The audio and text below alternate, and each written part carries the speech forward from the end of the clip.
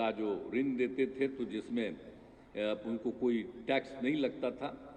तो उसी समय हमने सोचा कि इसमें जितनी महिलाएं, कोई भी जाति की महिलाएं काम करेंगी, उन सब लोगों को भी वही 5 लाख रुपए का अनुदान और 5 लाख रुपए का शून्य का तो उसको दिया जाएगा।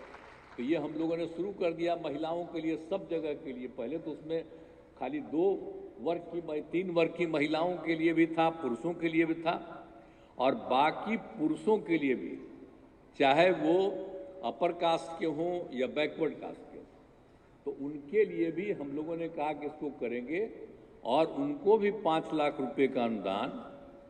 अब 5 लाख रुपए का जो ऋण दिया जाएगा उसमें मात्र 1% का अनुदान, इतना कम करके उनको हम लोगों ने दे दिया।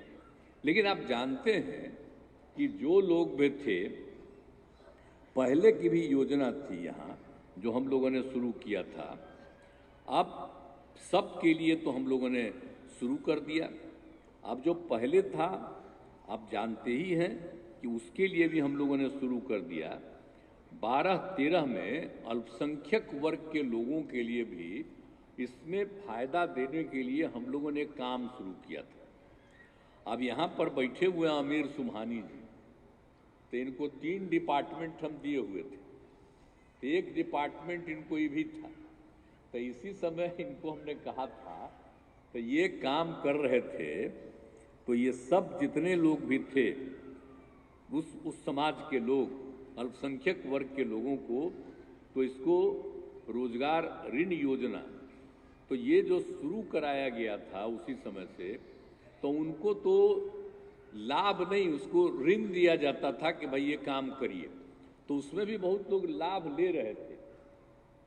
तो हमने कहा कि भाई हमने तो तय कर दिया है, अब जो अल्पसंख्यक वर्ग के हैं, तो आखिरकार उसमें तो कोई एसटी का है नहीं दर्जा, अब बिहार में भी कोई एसटी नहीं है।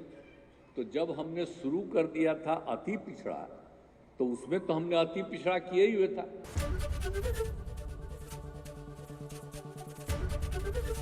एबीपी गंगा, खबर आपकी, जुबान आपकी।